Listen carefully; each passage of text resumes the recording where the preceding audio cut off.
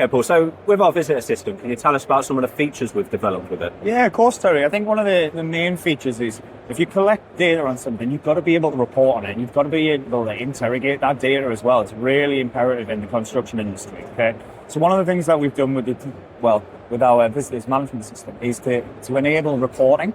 All right, so we can see when a visitor's been on your project. We can also see the projects that a visitor's been on, so it tracks that history. But allowing and going more into detail, what we've done is we've embedded that within our actual workforce management software so that you're not having to go into different platforms. It's all in one location. From a GDPR point of view, all your data is in that one secure location.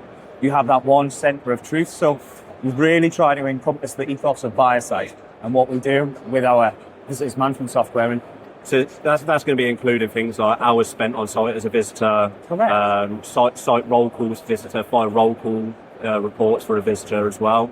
And some things that are quite interesting for me as well is that it is also a single pool of visitors. So rather than having multiple visitor accounts as people move from project to project, as a business, it's easy to see if a visitor's a reoccurring visitor or if a visitor's attending multiple projects under one account rather than having to sign up and register time after time. Correct. And that, do you know what that gives? It gives the information to the contractor or the user of the system to go, well, actually, X person has been to one of our sites 7 times in the last 2 weeks.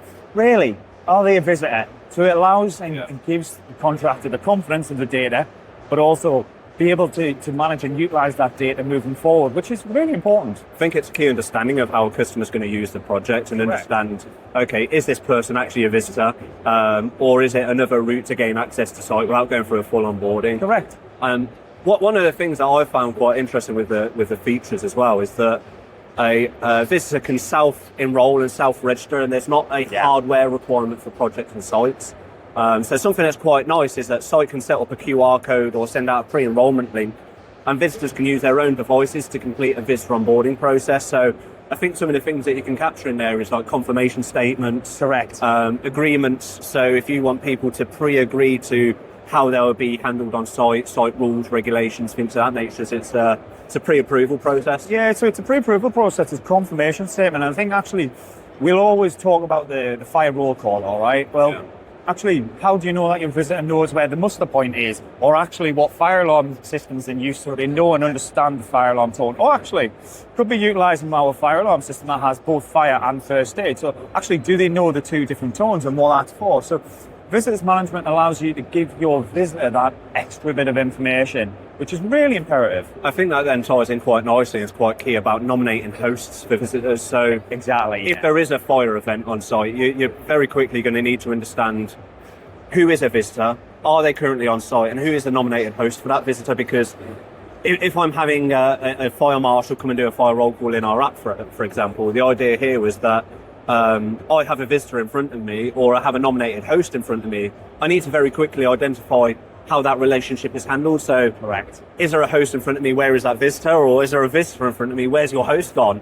And that's very easy to identify in the app, and I think that's quite a strong function. Yeah, it's a really strong function, and what it goes back to is putting control in the palm of your hand, all right? Because it is integrated and directly through our app, all right, which is great. So it's so clear to see. That's exactly what we've done with that. And the feedback we've got when we've talked with our diverse range of customers is all about trying to make it as simple and easy to use. Yeah, I think simplicity is key with a product like this, because if there's any complicated than the pen and paper, people tend to think, well, why bother? But that's what we're arguing against, isn't it? That's it, yeah. Paper is such a hard thing to combat because people find it so easy, but in reality, it's not a compliance thing. It doesn't really help with health and safety. It's easily lost. People can write whatever they want in it. It's not a very good solution. I think you've really hit the nail on the head there as well. And I know my early days in construction, you'd go and visit a site and you could put your number down, or actually you could just put any old information down. It's not checked, it's not confirmed. Whereas actually, because there's a visible trail and there's a digital trail of it, actually the user tends to use it better.